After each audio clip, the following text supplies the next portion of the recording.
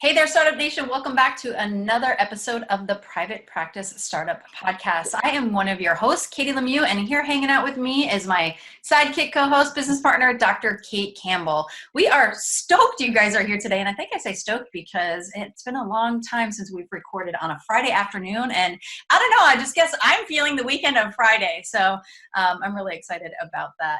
We have an awesome guest with us today, Jane Carter, and this is actually take 4, not even take 2. This is take 4. Welcome on to the another level. Tech challenges of the online world. Jane will be talking to us today about take the brakes off your private practice, the top 3 fears holding you back. I can't wait to dive into that topic. And if you know Jane, she is a hoot, funny, exciting. So we're going to have a good time, and you guys will too. But we hope that you were with us last week for awesome Emily Clark, who is one of Laura Long's badassers. I think that's what she calls them in her tribe. And Emily actually talked to us about being authentically you in your practice and just allowing that to come out and shine. If this is the first time you are hearing my voice, I just want to say welcome to Startup Nation. You are now part of our Startup Nation superhero family, and we have a special gift for you. If you're a therapist, which you probably are, you definitely need paperwork. We all need paperwork. So we want to actually gift you one of our paperwork, our attorney-approved private practice HIPAA form. So you can go to privatepracticestartup.com, head over to the show notes page, and just go ahead and download that HIPAA form for free. Before we jump into today's topic, we just want to take a quick break for our sponsor. Hey everybody, it's Dr. Kate here, and I just wanted to give a quick Startup Nation superhero shout out. This is from Sophie Ikente. I hope I'm pronouncing your name right. Thank you, Kate and Katie, for an amazing resource with this podcast. I have just recently relocated, and I'm starting my new therapy practice from scratch. Your podcast has given me the opportunity to re-envision my dream practice. Awesome. Congrats to you, Sophie. We're so excited for you. And now let's take a quick break for our sponsor for today's episode, which is Therapy Notes. When it comes to keeping your practice organized, you want to have software that's not only simple, but the best. And that's why we recommend Therapy Notes. Their platform lets you manage notes, claims, scheduling, and more. Plus, they offer an amazing unlimited phone and email support. So when you have a question, they are there to help.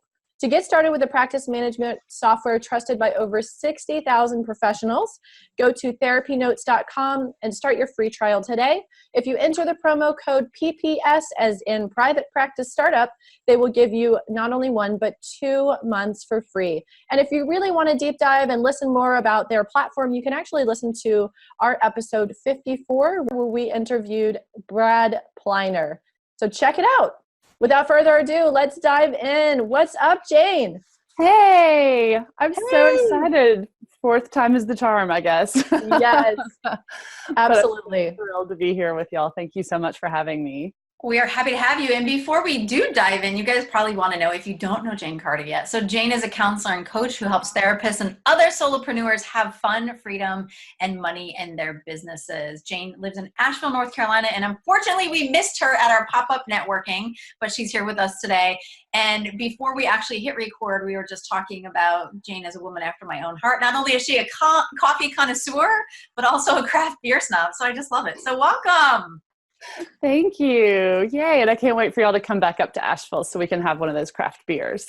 I know, totally. It was so crazy that the one weekend that we're coming, you happened to be out of town, but you were so helpful in sending us all of the information about Asheville and great spots and ideas. And we had our event, the pop-up networking event at the Catawba Brewery, which was from your idea. So thank you so much for being our tour guide from a distance. That was awesome. Oh, you're welcome. I love showing off my town. It's a really special place. So I'm so glad y'all had so much fun, and I heard great things about it. So yeah. Awesome. Good stuff. Pleasure. Yeah. So share with us, like, how did you dive into the fear stuff for clinicians? And I think it's such an important topic. Oh man. The short answer is lots of imperfect action and doing things scared. I mean, we all become experts on the thing we struggle with the most. And I've had to work through so much fear on my own. And then in going through that, realize how many other people work through it as well. So yeah, it's sort of become an expertise area, I guess you'd say. Awesome. What's one of the things that you've done most afraid in private practice? Oh, wow. When I was starting, I mean, just the leap into private practice itself, I think, I kind of went from one extreme where I took so long just to leap and go into private practice. I was just planning and downloading free webinars and ebooks and, all the things, and not taking the actual step till I finally got some coaching myself, which helped me to do that and to start the practice and to start charging money for it. And then I went to the opposite extreme where I decided to go big and start this huge online program and go, skip right to the scaling level, and totally failed and realized, oh, wait a second, I like to do one-on-one work with coaching. And so now I kind of feel like Goldilocks. I was playing too small, and then I played too big, and now it's kind of just right. Such a great analogy. I mean, but it's all through my failures was how I learned to land where I am, and I feel like people are so afraid of taking those leaps and putting themselves out there, but that's where the good stuff is. I wouldn't give it up for, all the lessons that I learned. I wouldn't give it up for the world. Right. And I feel like that's where we get compressed, right? And we grow, and then we just pop out somewhere else, and it's the new creative us. Yes. Share with us some of the top fears that you see. I'm sure any business owner overall, but I know we're talking about clinicians that you see they face. Yeah. Well, so these are going to maybe sound general, but they're very real. One of them y'all have covered a lot, and I really appreciate. So it's that fear of failure. And it can show up. I love that you've had episodes about imposter syndrome and perfectionism, because that's just a sneaky way that fear of failure shows up. And I would even reframe it as the fear of the shame of failure, because we have this fear that, okay, I'm going to try this thing, and if it fails, on our kind of primal caveman brain level, it feels like I'm going to get kicked out of the tribe, or I'm going to have this confirmation that, oh my gosh, what if I really suck and I'm a loser and I have to find out by failing, And so fear of failure is really powerful. The other fear that I see a lot of is the fear of being seen. And this is where you have to put yourself out there to go into private practice, to market yourself. And fear of being seen, it can even be being seen in a good way. I remember when Brene Brown was starting to get big and well known, and one of my colleagues was like, well, she just has a marketing machine going. And I was like, well, yeah, and she's helping a lot of people. That's great, but sometimes we can face judgment or the fear of judgment just by being seen as marketers. Totally. Yeah. Sometimes, go ahead. Yeah, sometimes I know, and this is like one of the things that I've been very aware of, especially for this year, is that, you want to be in alignment with who you are, like behind the scenes, and then who you are outside. And I think overall I am, but one of my biggest fears, like I don't like to offend people. Like, I don't want to hurt people's feelings and things like that. That's like a very big thing for me. And so it prevents me from saying things or doing things and things like that. Although, being silly and stuff like that, that is my authentic self. I do that behind the scenes. I definitely curse a lot more behind the scenes than I do more in the don't we all? Yeah, right. But that's something for me that I struggle with, so that fear of offending others. And especially, when you are seen as, whether it's a prominent person in the therapy world or in your community or in the online space, trying to maneuver all that. I like how go ahead. Sorry. I like how you talk about the fear of being seen as one of the major fears, because it's so true. As therapists, Katie and I like to talk about how therapists make great marketers because they've got a lot of the skills to do so. But oftentimes therapists are so uncomfortable being in that role of marketing themselves or their services, or selling themselves or their services. It's just something that being seen in that way feels super uncomfortable for them. And that is a fear that can hold a lot of people back. It's something that's essential as a business owner in private practice. That's a vital skill to be able to hone and craft and get more comfortable with the uncomfortable. Absolutely. I like that you brought that up. And not only that, like the boundary stuff always comes into play, right? Like with the therapeutic boundaries and things like that. So how do you, Jane, help people navigate that area? The fear of being seen, or the all of it. all of it of about it. the fear of being seen. Yeah. Well, I mean, I have, it's so funny. I told y'all I had notes. I have my 3 ways to deal with the fears. A lot of it is that doing it scared and the imperfect action, right? So the more you're being seen, for instance, you actually are going to encounter people who don't like you, or who you trigger them for whatever reason. And I'm not saying everyone's going to dislike you, but there might be those people out there. You're putting yourself kind of up where people can see you and respond to you. And so even just the practice of developing thicker skin by taking courageous action and realizing, oh, the first time I got criticism, it didn't destroy me. So the other, can I, before I respond to that, can I talk about the third fear? And then I have sort of a framework for addressing all of these different fears that come up. The third fear that I think is important to name, and this is part of, taking those risks of failure and taking those risks of being seen, is just the underlying fear of change. Because even good changes, whether it's a good change or a bad change, it tends to have a grief process, and it tends to be out of our comfort zones. And so we can have a lot of resistance to any sort of change. So even for me to say, all right, let's tackle these fears, I want people to be aware that there's going to probably be some resistance that comes up. And not just because they're afraid that, someone's going to criticize them, but because even if everything goes smoothly, even if we get everything we want, we get a, awesome practice that's full of cash pay clients, it's going to feel really strange, and it's going to feel kind of scary.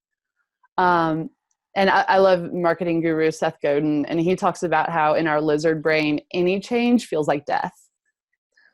Wah, wah. I feel like I'm thinking to everything that's going on with me this week because I have just moved into our new expanded group practice, which I built from the ground up. And I knew roundabouts how much it was going to cost for the build out and that sort of thing. I just got my bill yesterday. And since then, I've been running with a state of anxiety, oh man, wow, this is real. This is legit. This is happening. Thank goodness I had prepared for that. But there's just, along with this change and the growing practice, and there's just so much little fears, and that little critic voice keeps popping up in my head. So most of the time I have a good handle on it, but this week with all of the changes and everything going on, it is right back front and center. I think we may need to do that EMDR session after this. Well, yeah. And it's, years from now, you're going to look back on this moment and be like, oh, that was so exciting. And I'm so proud of myself that I expanded and I did this new thing. In the moment, it's terrifying, and it's just uncomfortable. It is. There's a lot of risk, and it's a lot of changes all at once. It's definitely uncomfortable. I know it's the right decision, and I know the feelings will fade and I'll get there. But for now, it's whoa, holy overwhelm. Yeah. Just to be fully transparent of where I'm at, because what you're talking about is really speaking to me as well. Yeah. And I really appreciate your transparency. And I kind of want to insert this little kind of existential moment and just say, just stop and look around and just go, oh, isn't this awesome? And just have fun with it. Even if you can only have fun for about 10 seconds, because again, you're going to miss this moment someday. You're going to be like, oh, wasn't that cool? Look how cute I was. I was so scared to start, to go bigger, but this can also be fun. Yeah. I was re-listening to the conversation between Brene Brown and Liz Gilbert on Liz Gilbert's podcast. And Brene was saying, we talk about leap and the net will appear. And she's like, the net doesn't always appear, but can you go wee as you fall, as you fly through the air? And that part's really important too. And that can kind of shift some of the fear, is focus on the fun of it. It's interesting you say Totally. that, because that was a big thing as I launched myself in a private practice, and I wrote a blog on it. And yeah, the net might not appear, but we eventually hit the ground anyway, right? And then we Right. can start from there, Right. and some, assess and look and figure it out. yeah. And sometimes it is a big cliff, and sometimes the net, is way down, or we have to weave it as we're going, falling down the side. Sometimes we leap and it turns out the cliff was about 3 feet deep. I mean, I took years I was just talking about going into private practice, and one of my friends was like, Jane, you've been talking about this for 3 years now. When are you going to do it? And it was this little wake up call. And then once I did it, and I was so scared. I mean, I still remember the queasiness I had with my first private pay client. And, and it ended up being a safer decision than staying in my old university job.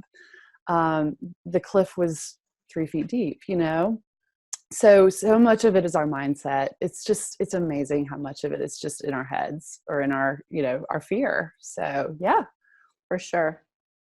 So y'all ready for some ways to deal with fear?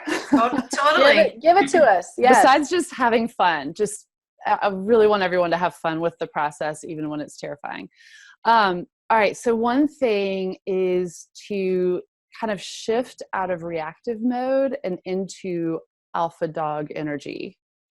So tell us more. Okay. So, and I use a lot of dog analogies. I've got my dog here with me, but whenever we're starting something new, it's really, and we're scared, it's tempting to kind of just get into reaction mode, just react to the fear as it comes at us. And then in our reaction, we make bad decisions. Ooh, I'm scared to be seen. I'm not going to do this marketing. I'm not going to write this blog post. I'm not going to put myself out there.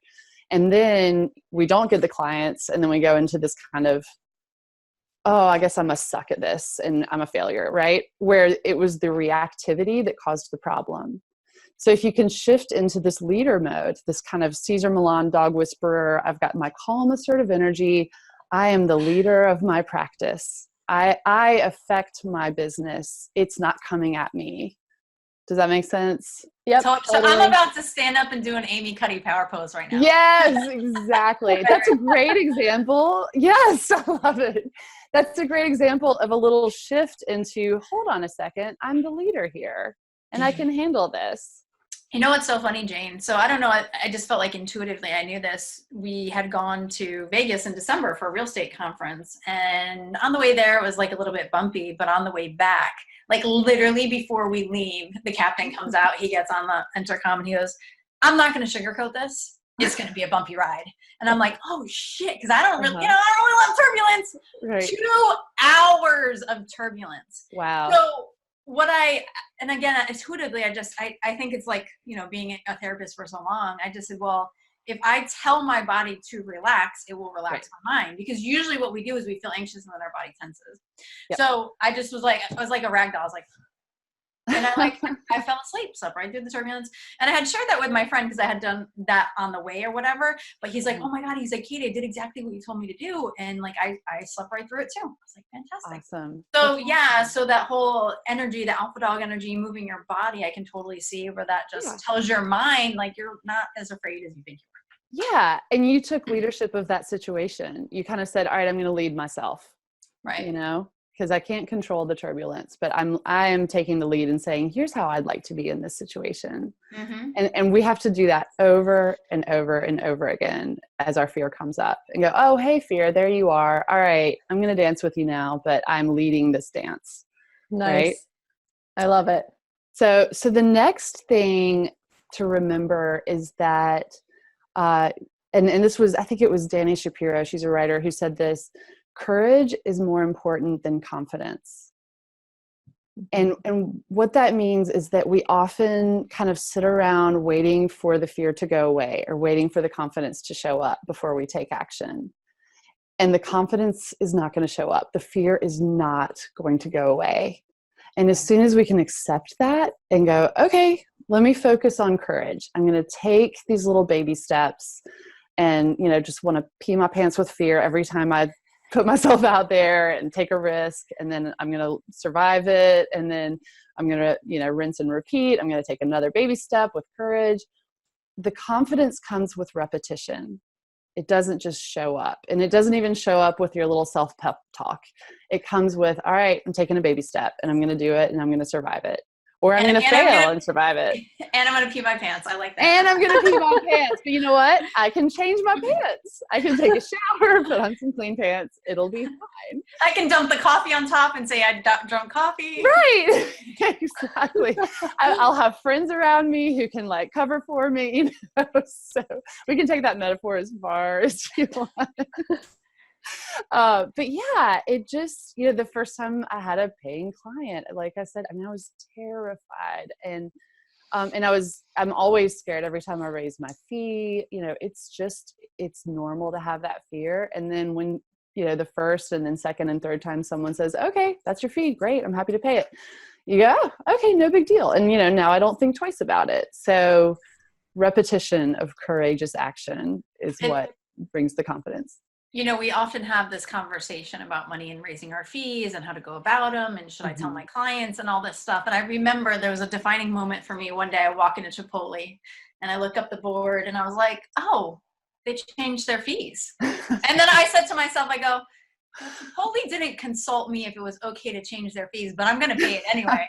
So why would I have to talk to my clients about charging a higher fee, right? Of course, yes, there is that level of anxiety and the worry and the fear, and I'm going to lose somebody, and all of that totally comes up. But I remember I've raised my fees many times, and I remember the conversations and preparing for the conversation, and like you tell one client, you rip off the Band-Aid, you're like, okay, I told one, now I have to tell everybody because I can't charge this one client the new rate. And like, now I got to do it. I'm in it. Crap. Yeah, you've left off that cliff, and now you're, you know, and okay, so back to the Chipotle thing and back to the alpha energy thing.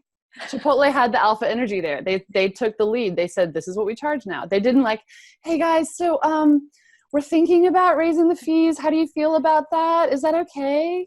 Is that all right? So true. It was just kind of, this is what it costs. Oh, okay. I still want this burrito, you know? And so if you have that alpha energy, what's interesting is other people respond to it. And, you know, your clients want you to have leader energy because then they can relax. Yes. Going back to the whole Cesar Milan. I love it. I got a little chills on that one. I know. Well, I mean, when I'm the leader, my dog relaxes because he knows what to do. He knows what to expect. But if I'm kind of all over the place, then he starts chewing his hair out because he's like, I don't know what I'm supposed to do. You know, I mean, it all comes down to dog training, really. It's so funny you say that, because when I was in licensure supervision many years ago, we constantly talked about the metaphor of dog training. We're talking about children and parents, but totally, exactly. If if you as the leader aren't in control and manage your own fear, then what then does that give off? Right, exactly. So the third thing that I always like to encourage people to do when it comes to fear, because the fear isn't going away, get support. You know, we need other people. We absolutely need other people.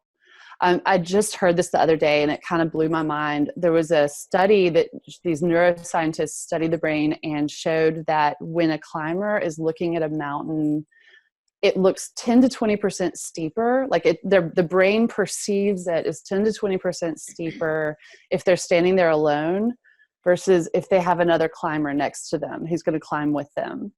Wow.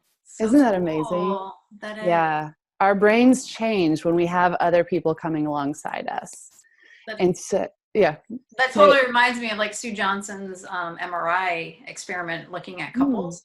You know, I don't know if you know that, but looking at couples, they did an MRI of the brain of a couple before therapy, right? And it was really talking about after couples work and they feel very connected, how even when we're going through something painful, that our partner or someone we trust and love can soothe us. And so it shows that the brain scan doesn't light up the way that it did initially. So that's interesting that research continues to expand across other things, but makes perfect sense. Yeah. Yeah, it's just amazing. And, you know, like I said, I didn't actually leave my job and start my private practice until I hired a coach and had someone kind of pulling for me and leading the way. And then after I kind of failed miserably with creating my big online site and had to kind of start over and get clear, I hired a coach again, and I had a tribe of support. And even, I went through this big failure, and it was right about the same time that Allison Freer was getting started, and she had some big failures, and we would ugly cry together. And we kind of had this little tribe of two of, we're going to get through this together. And just having that support of other people makes an enormous difference. It really can be the thing that kind of gets us over that fear. Or, again, the fear doesn't really go away, but it's like you don't feel it as badly. It doesn't feel as scary. And so I really encourage people to, use the resources that y'all have. Y'all have a tribe with your Facebook group, and that's wonderful, and use coaching and form a little mastermind group in your community. But we need other people for sure if we're going to get through these scary moments, so we don't feel like, oh, I'm the only person who's terrified right now. Yeah, so powerful. So true. Yeah. I can remember hearing you a while back. This is kind of like a sidebar on Allison's podcast with all the puns about niching with like, I got 99 problems, but a niche ain't one. That's right. I remember laughing so hysterically. And I'm like niche, please. That was so good. Hysterical. Yes. I just had to put a little sidebar there because it was so funny. I was like, I got to meet this Jane Carter. Oh my gosh. I'd left it out of my bio that I'm obsessed with puns, but it's ridiculous. In Asheville, next time you come, you have to come to, they have the homegrown pun battle, and it's homegrown, GROAN. Because everyone groans during all the awful puns. But are you the reigning champion? Do you have a belt? I let the fear get the best of me, and I have not gone up on stage. Oh, you gotta do it. Oh no! Okay, I have to try. Wait, get on the podcast stage with like thousands and thousands of people listening. Let's see. Bullet point 2: fear of being seen. I think I have some good advice for you, Jane. I want you to take your alpha dog energy and your Amy Cuddy power poses and go have fun with it. And go have fun with it. I'm gonna have to put some pressure on you. I'm gonna have Startup Nation to be asking if you're going for the pun challenge. Oh man! All right, y'all can be my support team. Yeah, totally. Oh, you can run it by us. You can play. We'll do it. Let's do it. And then when I pee my pants, y'all can be there with my clean pants. So perfect. I love it. That's awesome. So Jane, it's been super fun having you here today. And finally, I should say take 4, right? I know. What do you want Startup Nation to take away from your message today? I want people to know that your practice is here to grow you. It's not just here to make you money and give you freedom and all of those wonderful things that we love about private practice. It is your practice is pulling for you. It wants good things for you. Fear wants to tell you that it's out to destroy you and humiliate you. But your practice is pulling for you, and it's your friend. And all of these little fears that you face, whether it's just writing the blog post you've been avoiding, or going on the podcast, or calling that person for the coffee date, or whatever that thing, or raising your feet, whatever that scary thing is that you want to do. When you face that fear, it's growing you, and it's really turning you into a more confident person as you work through all your shit that comes up, all that emotional mindset stuff that comes up. So yeah, it's here to grow you. So enjoy the process. Love that. Yes. Yeah. Is that your alpha dog pose, Kate? Yes, my alpha dog pose. Yes, I've got my arms up and like my muscle stance. I'm like, yes, I can do this. Awesome. This is like the podcast that I needed for the day. Oh, I'm so glad. For the week, actually. Yes, this is epic. Everything is so serendipitous. I love it. And you have a really awesome giveaway perfect for your topic. So share your giveaway and how people can get in touch with you, Jane. Yeah. So I'm giving away a permission slip template. And what that is, in my coaching, I've realized that 90% of what I do is just give people permission for the thing that they're scared to do or that they want to do. And so you can print this out and cut it up into little slips. And anytime it's like, all right, I have permission to do this thing scared, or I have permission to hate the number crunching part. I have permission to be tired today. I have permission to leave my job and start my practice. You can write yourself a little permission slip, and it's amazing how powerful that is. And so if people want that, they can email me at jane@janecartercoaching.com. And let's say, how about in the subject line, put woof woof, because you're using your alpha dog energy. And I will send you a copy of the permission slip template. Awesome. I love it. And people can find you at janecartercoaching.com. Is that correct? Yes, that's correct. Yeah, So, and I offer a free consultation. So if people want to give me a call, we can hop on the phone for 20 or 30 minutes, and I can find out more about what you're working on. cool. So last question before we close out the show. What is your favorite craft beer? Oh. Or one of them? Oh man, my favorite classic is the Highland Brewery Oatmeal Porter. It's so good. It sounds good. And it's perfect in the wintertime. It's just this like rich, warm, it's like having a meal, but it's a beer. Don't drink your dinner, folks. Kids eat too. But it's my favorite, and it's the oldest. It was the first craft brewery in Asheville, and now we've got like 1 per 10 people, so it's kind of a classic. So yeah, come have an oatmeal porter with me. Sounds great. Awesome. Sometime in the future we will, for sure. I would love that. So thank you everybody for joining us today as Jane broke down some fears for us: fear of failure, fear of being seen, fear of change, and really how to embody your alpha dog energy and really take that on. So we hope you guys join us next week. We are going to have Lisa Wozniak back for a second round, talking about how LinkedIn can grow your private practice, which I am really excited to share this with you guys because I've been wanting to learn about this. So join us next week. And as always, you can check out our show notes page for the tips, resources, and Jane's awesome fun giveaway from today's show. And of course, we'd love when you show us some love, whether you send us an email, subscribe, rate, review. We always appreciate your love because it just keeps us inspiring.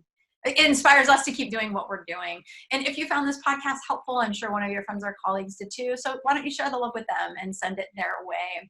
Again, Startup Nation, as always, thank you for allowing us to inspire you from startup to mastery, and have an awesome and amazing day. See you next time.